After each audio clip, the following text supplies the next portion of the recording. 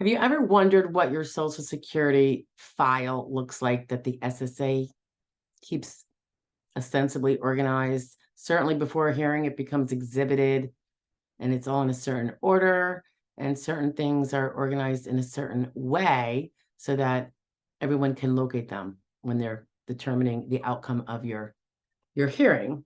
Or if you're having a non, like an OTR on the record decision being made without a hearing. So just thought I'd go through it with you. I have a hearing tomorrow, so I'm reviewing my client's file one last time. So just so you know, there's 5 sections. A, B, C, well, there's actually 6, but A, B, C, D, E, F, but we never get to see the C section. Have no idea what's in there. They tell us it's all useless stuff that we have no need for. I don't really like that answer, but that's what we're stuck with. Okay, so section A is payment documents and decisions, and this keeps track of the disability determination transmittals. These are the explanations, both one that gets sent to you as well as one that remains in the file with more detail and does not get sent to you. And in fact, your attorney can't even see that until I don't think we get to see that until we go and appeal for an ALJ hearing. So it's the reasoning behind the denial on initial and then on reconsideration. Okay, so there's a multitude of those in there sometimes. Like I'm looking at this one. They have one from August of 22. There's actually 2 of them because they do one for the SSI, if there's an SSI claim, and one for the SSD claim. That's if it's a concurrent claim, which many of them are and should be. Then they have something called a disability determination explanation. That is the more detailed one. The transmittal is like a 1-pager with a bunch of codes. The explanation goes through a lot more detail, what the adjudicator found in the medical records, what the medical expert that reviewed all the medical records after the adjudicator got them from you or ordered them himself for your file. And then what the conclusion was about what is your RFC, residual functional capacity. We have a video on that. If you don't know what it is, it's really, really important. And it's probably one of the biggest components of how the decision is made.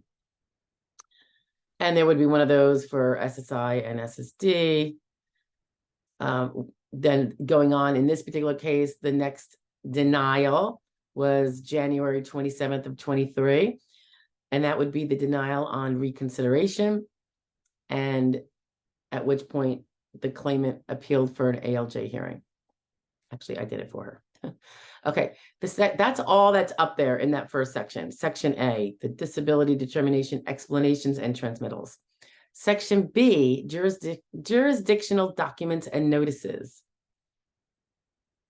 There'll be a plethora of things in here. So I'm just going to run through so you could see what is in here. I think I want to go in order. So it goes in chronological order. The notice of the disapproved claim, that's what they sent out to you to let you know you were denied at that particular time. That's the one from August of 22. In this section B, you'll also find fee agreement if you have an attorney or a non-attorney rep. The 1696, which is the claimant's appointment of the representative that both the representative and the claimant have signed. That's one of the things you provide when you first retain a lawyer or a non-attorney rep to be officially your representative before the SSA, as opposed to like ordering a consultation or using them for your divorce or something else. In this same section B, if you do a request for reconsideration because you got denied on initial, that will be found in here, your request. Their letter to you saying they got your request. That's another thing that will be in here. Let's see. Yeah, reconsideration notice. That's what that would be. If you request a hearing for an ALJ hearing because you got denied on initial, that request will be in here. They will also put in here your hearing agreement form that they will ask of you after you've appealed for a hearing, where you determine what kind of hearing you are willing to have. In person only, no in person, and just, that's loud, pardon me, guys.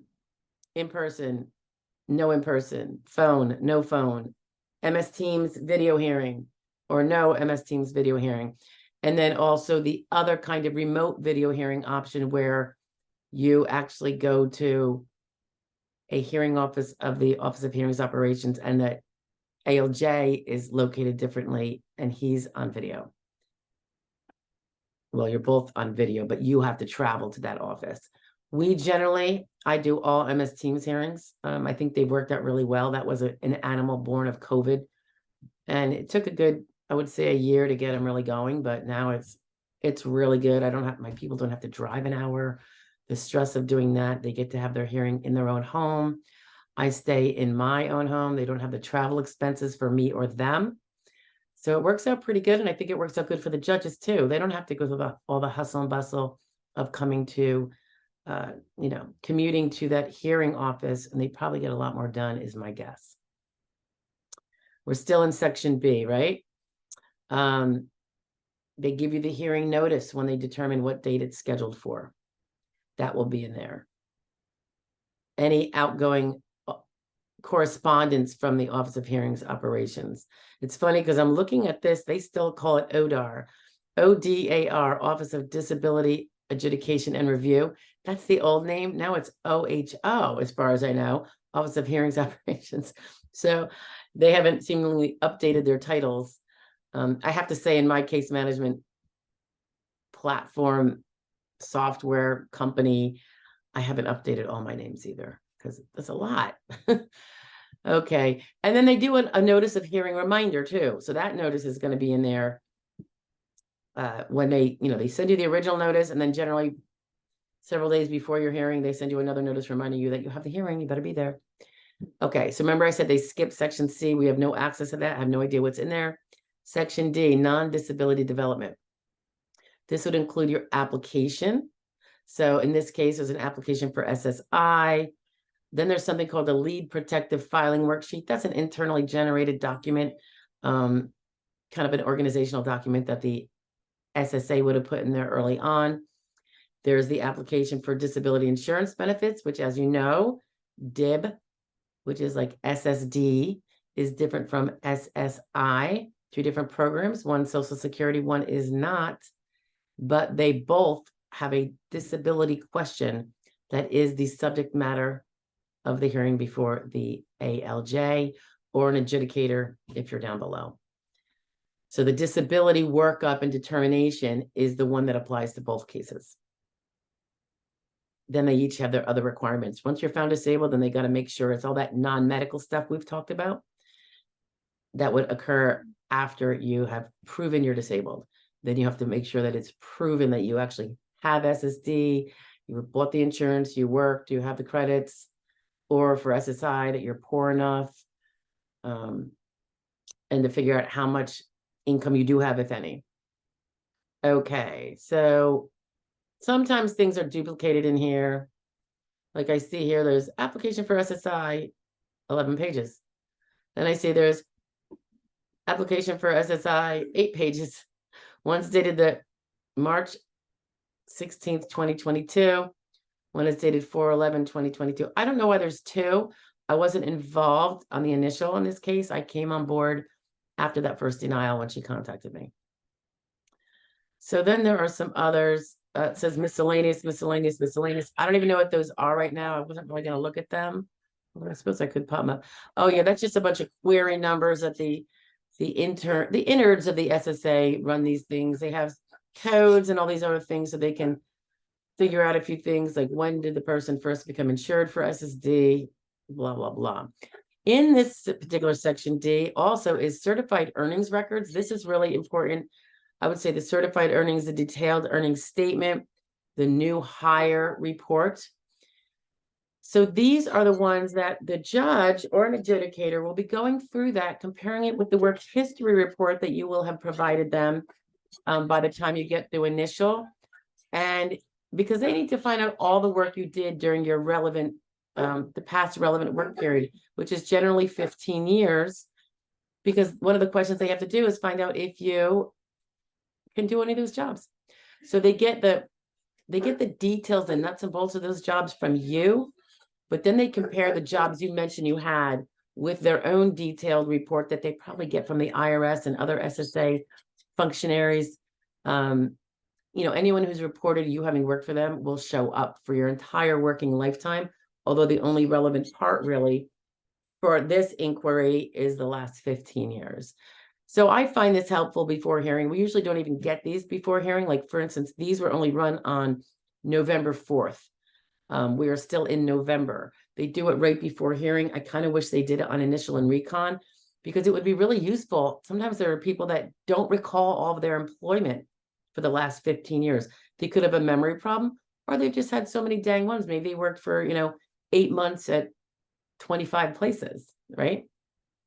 So unfortunately, they don't give it any earlier.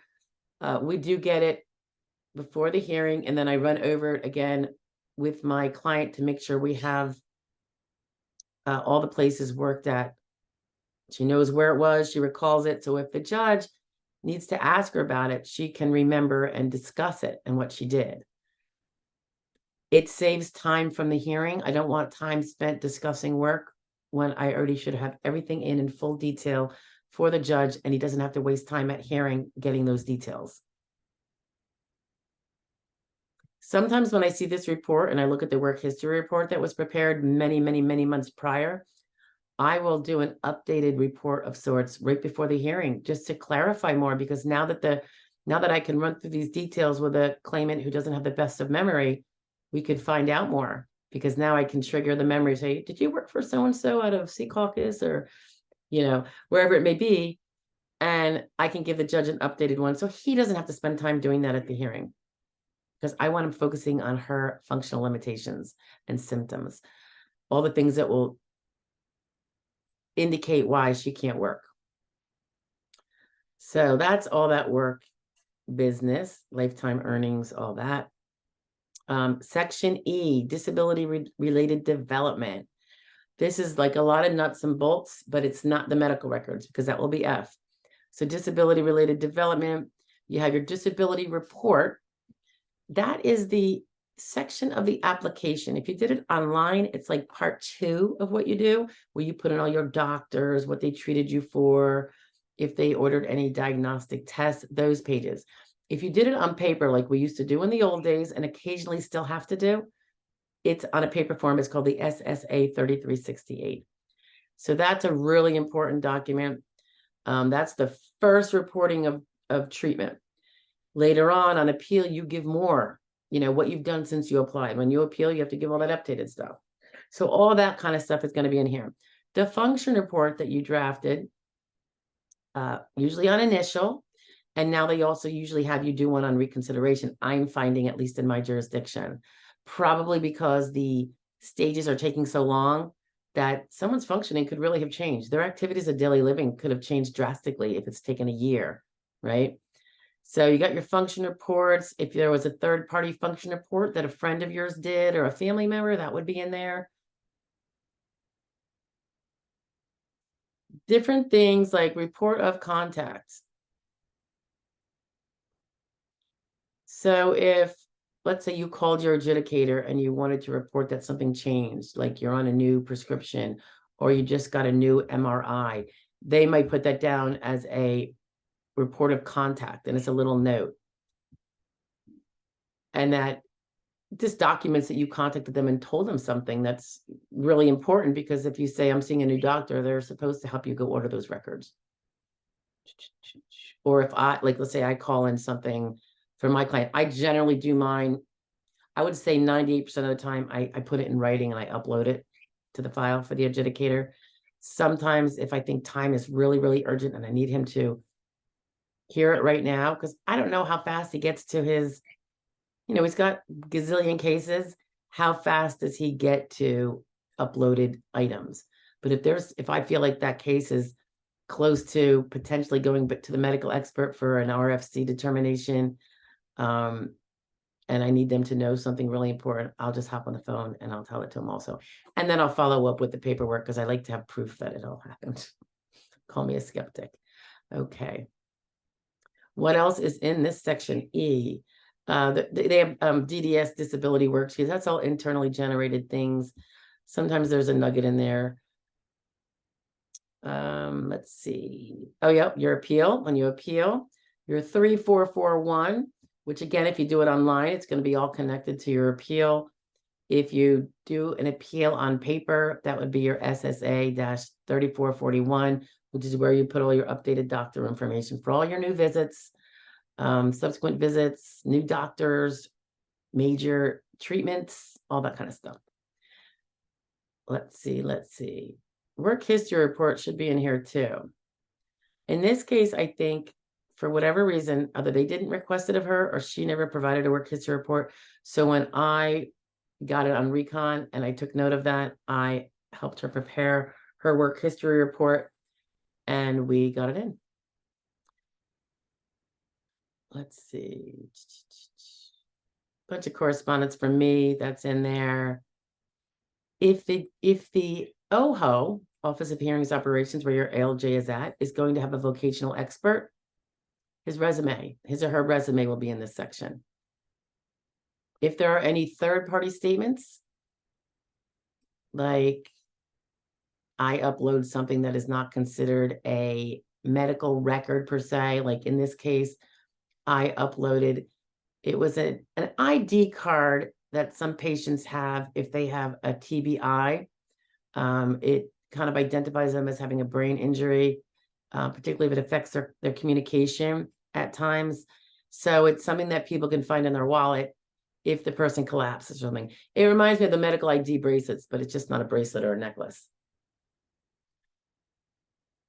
There could be other things. Sometimes we'll ask a third party for a statement, and it could be an employer. It could be really anything. It could be a coworker. Sometimes I try to get evidence, a statement from them describing what they recall being the problems the person was having working before they stopped working. I think it can be really effective because they're objective. They're not, they don't have any skin in the game. They're not like a family member whose reports tend to be disregarded by adjudicators and ALJs because they do have skin in the game. It's their loved one. This is also the section where if you have evidence that is missing and you've been trying to get it and you come up upon the 5-day evidence rule, which is really 7 or 8 days with the weekend, or if there's a holiday. So let's just call it the 10-day rule. You should probably get this out 10 days before hearing.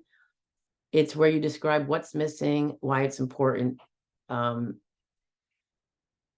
the fact that you've been trying to get it and it just hasn't arrived yet. And that way the judge has the opportunity to, if he wants to, leave the hearing open in order to get that information and have a more thorough medical file, so that whatever he decides, arguably it is supported because he's allowed all the evidence in. Even if it's not in on the date of the hearing, it can come in shortly thereafter. They usually give you 2 weeks, sometimes a month for that to come in. And unfortunately, sometimes medical providers just don't get things in, which is a violation of HIPAA. However, HIPAA seems to have 0 bite. So it's all show and no pay. So that's unfortunate. I am so much wanting there to be a private cause of action. I don't see a lot of interest in my colleagues about that. It's not so much that we would necessarily be adding on to our legal practices for private causes of action against medical providers who don't provide records, but there could be a boutique cottage industry out there just waiting to be born. Hint, hint. Anybody? Okay. So that's really what you're going to find in the E section. And then the F section is huge. This is where all the medical records that have been received from, Tom, Dick, or Harry doctor, and they all go into their own exhibit. So every time something comes in, it's generally put into its own exhibit. 1F, 2F, 3F, 4F, 5F, all the way down. I've had cases where it's been up in the 70s, 70-something different exhibits. Those are often cases that were remanded. So the person was denied and it had to go back for additional, the judge did something wrong or mistaken, and we have an opportunity to keep, of course, sending in newer medical evidence. It can also happen if you're just having multiple supplemental hearings after the first one. Sometimes the first one, they have to leave it open and have a second one for some reason. And that's when you're going to continue to get medical evidence. You're going to have a lot more exhibits than if you just had the one hearing. But anyway, F is like the biggie. That's where all the medical evidence, that's where all the evidence that is the foundation of your case is going to sit. It's really important to know what is in each and every exhibit. Now we here, and this is what I would do if I was self-representing, I have each exhibit itemized. I literally go through and it's, these 5 pages are the visit from so-and-so day. This page is an x-ray, with the date and what it is. And of course, if there's any juicy information in there that can help my client specifically, I quote it in my brief. And the brief, incidentally, I didn't mention it, but yeah, it's in the E section. I'm looking at mine right now. 18E, 7 pages. The briefs are supposed to be super short. I actually take part of what would be part of a brief, because I do it kind of in sections. I do it differently than I did it several years ago. And so I have an attachment. Attachment is the list of doctors and what exhibits they're found in and what they were treating the person for and any big nuggets. That's like a whole bulleted list of providers. That's in it. That's in an attachment to my brief. My brief is more of a summary of why the person should win. Whereas the details are in the attachment, because, oftentimes a judge isn't going to want to read all those details, but I like it there. It helps me know the case inside and out when I head into hearing. And if the judge asks me a question about something, I know where to find it because I have my whole chronology kind of laid out for me. I also have a section on surgeries, therapies, and procedures. And in the brief itself, I have the list of impairments, everything that's pulled out from all the evidence.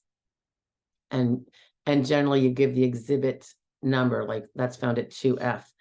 If I give the option, I always tell the judge that I can go get pinpoint citations, but in the interest of brevity and getting this thing out in a timely fashion, I like to get my briefs in a month before they're due.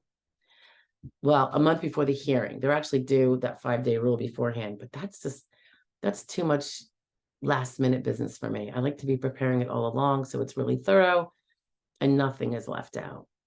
Anyway, that's it, guys. You got your section A, payment documents / decisions. Section B, jurisdictional documents / notices. D, non-disability development. E, disability-related development.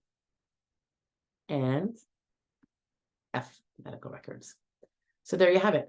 And if you are heading to a hearing and you don't have this, you need to call, in my opinion, generally, if you don't have an attorney, you need to call the OHO, which is the phone number is found in the upper right-hand corner of any letter they send you. That's the Office of Hearings Operations, where the judge is at, who has your case. Call them and ask them to email you a copy of your whole case file. They might also be able to, instead of emailing it to you, upload it to your SSA.gov My Account file if you have access to that. So that's something you definitely want to do because you want to be looking at this. You want to know everything that's in here. You definitely want to know if there's anything missing from your F folder. That's your medical evidence. Remember your medical file, the F section, because then you're going to want to know that before that 5-day evidence rule kicks into play. And again, it's 5 business days. So that's why I say 10 days. So you can tell the judge it's missing in time. So you have the opportunity to go get it. Okay. All right, folks, that's it. But I hope that kind of lets you know what's in there. It's really important stuff. And before hearing, believe it or not, that section A with the disability determination explanation, that's kind of worth its weight in gold. That tells us a lot about what they were pointing to or cherry picking, if that's the case, on initial and recon for the denial. And I try to make sure that I can cover those bases and be like, that was wrong because. All right. So it's something you can do too. All right. That's enough. Have a great day. And I will talk to you later. Bye.